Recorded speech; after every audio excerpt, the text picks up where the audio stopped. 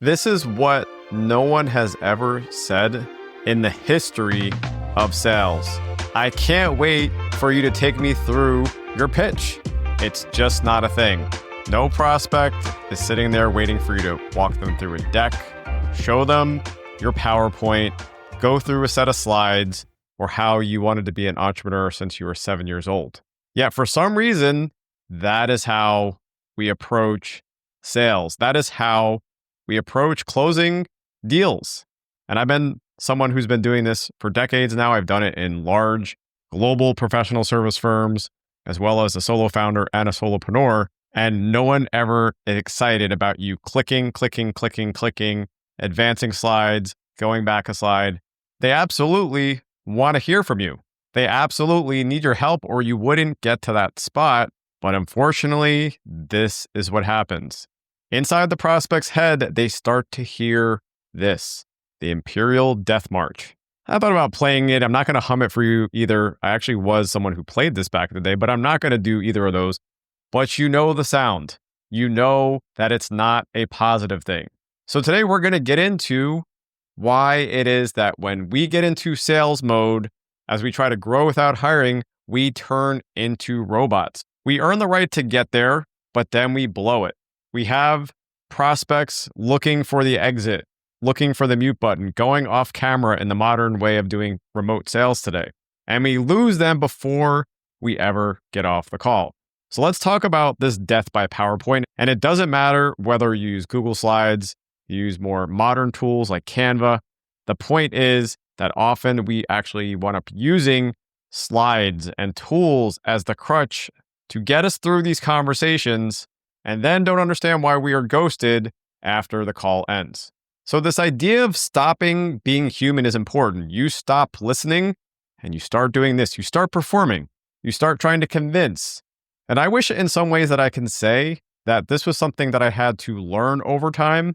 This is sometimes more about your nature than it is about something to learn. I do teach people this, but in some ways it's teaching someone to stop doing the things that they might even do in personal habits, or to develop confidence that they don't have as a person, because everyone starts to clam up, get anxious when they start talking about money.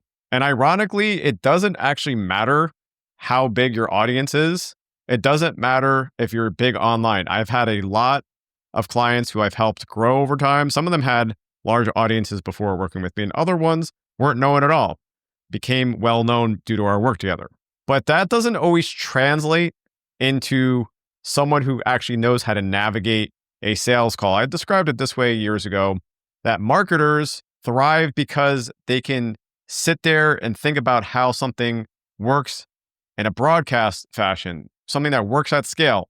Sales is real time and requires you to recalibrate as you are working with that prospect and possibly even people you had not spoken to until that call, because a boss of a boss never came to a call previously during the discovery process. But the point is, you can be someone who's established online, and then when you go into moving from how can I help to it's time to close, they do turn into a robot. Confidence is gone. They get into process too soon. They get into boring details that, again, create that sound, that theme of the Imperial March within the prospect's mind. So really, there are two camps when it comes to this. I call them, on the first one, the timid deck reader. The timid deck reader is the person that, whether it's a Google slide or it's one of those things, they get into that mode. They start focusing on stacking logos, talking about their bios, talking about their history. And it's so front-loaded that it takes 25 to 30 minutes to get into the thing that your prospect actually cares about. But we do have another kind of salesperson out there. We do have another person. And by the way, we are salespeople, even though we're founders, consultants, and solopreneurs that are experts. But we also, in these moments, are salespeople. And the ones that really are the worst version of this, they traditionally come from a sales background. And I call them the hyper-confident steamrollers. They bulldoze people. They talk over someone. They talk at someone. They use, I don't want to call it a Jedi mind trick in this case, but they use things that are psychologically based. They might even use what are called upfront contracts, which I'm not going to even describe because I don't want to give it any credence. But they push so hard for the sale to try to close it essentially before the conversation's even over. Neither one of these are good. We have to find the middle ground here. And I have a process that I call pitch to win. And pitch to win, or what my clients call PTW, it does include 6 specific elements that you need to include to navigate to a close. And if you don't include these things, it is precisely why you get ghosted, or you hear, we'll think about it, or we'll check with our boss. Last week, I had a conversation with someone, and they politely told me no. They said, I love everything I've heard. They were really energized by what I was doing. They even knew that it probably could help them, but they had this idea in their head that they already had put down on paper what it was that they were going to go work on. I got this message while I was out. I quickly responded and provided some framing for them, or really some reframing of, hey, are you going to be working on these things? Because if you are going to be working on these things, why don't you let me just help you work on them and get to ROI faster? In a short period of time, they went from, you're absolutely right, I'm in, let's go forward. Now, this isn't something that I do every time, but this starts in the quote unquote pitch conversation. And there are plenty of times, in fact, earlier that day, I had another person get back to me and said, hey, you obviously know what you're doing. Timing just isn't very aligned. But all I wrote back was 3 folded hand emojis because I read the situation, I read the energy, and I knew the difference between this person and the one that closed later that day. And I can tell you that I have reviewed hundreds of offers and decks. I've created more than that over the course of my career across industries. Doesn't matter whether you are a solo consultant or an agency doing millions, I've helped both. I've run both. Same mistakes and same outcomes. And again, not about the tool. Obviously, we're knocking PowerPoint today, but it doesn't matter about PowerPoint. Unfortunately, it just was the thing that led the industry, so it's gotten a bad rap.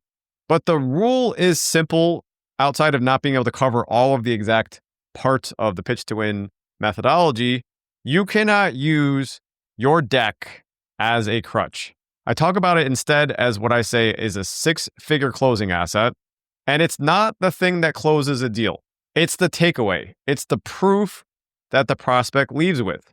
But the other reason why I call it a closing asset is that you must take your offer, which we've talked about in other conversations. So go back through the episode catalog and align it specifically to the kind of closing asset that you need based on that offer. What I mean is that today, running the kinds of deal sizes that I have as a solo consultant and an advisor is very different than when I was selling $500,000 deals in an agency. The amount of detail, the amount of complexity is different. I used to have a creative director who actually sometimes would help add some elements into a deck, for example. But today, I don't need all of those things, and I have different kinds of closing assets depending on the offer. The point being that the close doesn't happen in your 6-figure closing asset. It happens in the conversation. It happens as much in the moments that you say things as the moment that you don't. I do demo runs of pitches with my clients, and often what I have to help them learn is that moment of marination. You articulate an important point, and then you need to just do this. Be quiet. Let that sit with them for a minute. Let them wrestle with it. Let that prospect struggle with it. And remember that when you are in a closing call and a pitch, I'm not going through the entire discovery process today, but when you are in the conversation where someone's assessing whether or not to work with you, the psychology there also is quite a bit different if you're selling directly to a founder or a budget stakeholder, but especially the higher dollar the sale, the more complex the sale is, the more you need to understand this. Those kinds of prospects especially are mostly afraid of you making them look stupid in front of their boss. But it's not about you having knocked it out of the park for a lot of other people. It's about the risk mitigation. The more complex the sale, the more they are worried about bringing you in and then rebooting later, or them even getting fired because of that effort. I was talking with a customer last week as well, and they were having a situation where someone said, hey, why don't you just go ahead and send this over to me and then I'll go and review it with my boss. And this is sort of a very typical situation. And ultimately, what they're saying to you is, I don't trust you enough to put you in front of my boss. So you need to get those kinds of people, especially aligned with you, because they don't want you to embarrass them. And I want you to eventually have that level of trust with them so that they actually are excited to have you do this pitch and it not be a death by PowerPoint moment. If we can't remove that fear, if we can't instill the confidence inside the prospect, if we don't know precisely why it is that they actually will go with you, what they're struggling with, that's when people ghost you. And that's why your deals stall. They actually don't have something to motivate them. They don't have an incentive. There's no urgency. And it's precisely why, as well, when other people do that, they are the ones that win that client instead of you. Last week, I did a workshop with non-clients and I walked them through 4 big mistakes where people get stuck in closing bigger scalable offers, where leads die off early in the process, and ultimately doing this pitch to win process. And I now have dozens and dozens of data points that those people that actually succeed, they're not superheroes. They're not lucky. They are you. They also just didn't have a system. They didn't have confidence.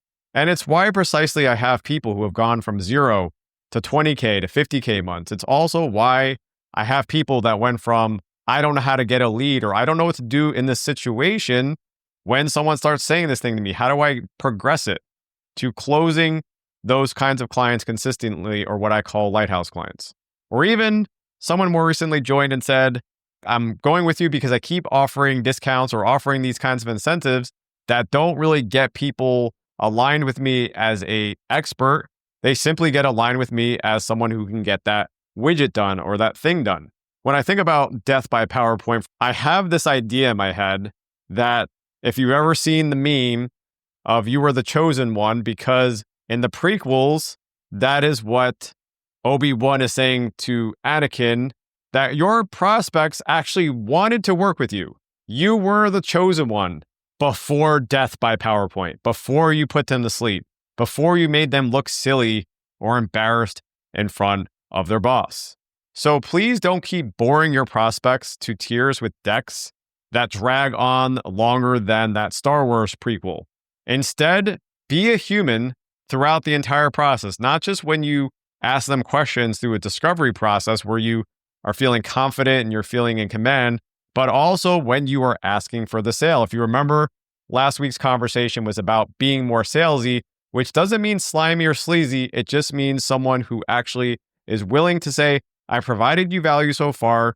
I know what I'm doing, and here's what it looks like to work together. I will not be put into the friend zone. And ultimately, our ability to grow without hiring, which also has the optionality to get people to help you at some point, is in what we talked about many conversations ago.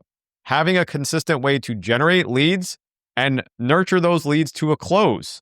There are so many people, and that's why I've worked with a lot of marketers. It's why I've worked with a lot of people with large audiences, but not everyone does. It's just happened to be their setup, that they didn't know how to convert. They didn't know how to monetize. They didn't know how to take that attention and bring it to a close. But even if they did, they weren't still confident enough to capture the value of what they actually should in the market. And that's also the benefit of me having so many data points, having so many clients, knowing the rates across different industries, and being able to say, you're absolutely undercharging here. So imagine for a minute that you had to ditch your deck and had to pitch someone from memory, from the talking points that you had.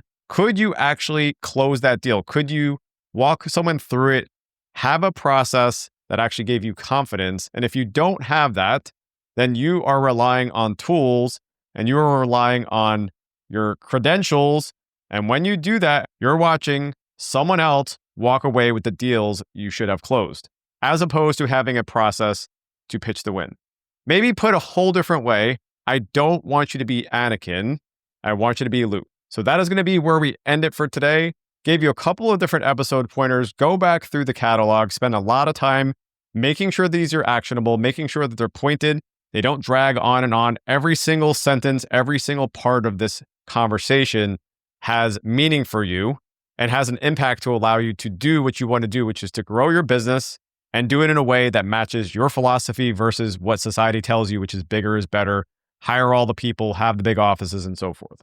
If you did learn something today, just one thing, please leave a rating or review. Really helps me understand what's hitting for you, what's not. And I base these conversations on your feedback and your input. You can also hit me up in the show notes where I point you to both my weekly briefing as well as connecting with me on LinkedIn. If you do find me on LinkedIn, please let me know you're listening to the podcast by sending that into the connection request. Be happy to get connected there.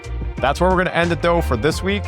Love these conversations, going deep with you, staying tactical, and I can't wait to have another conversation with you on how to grow without hiring.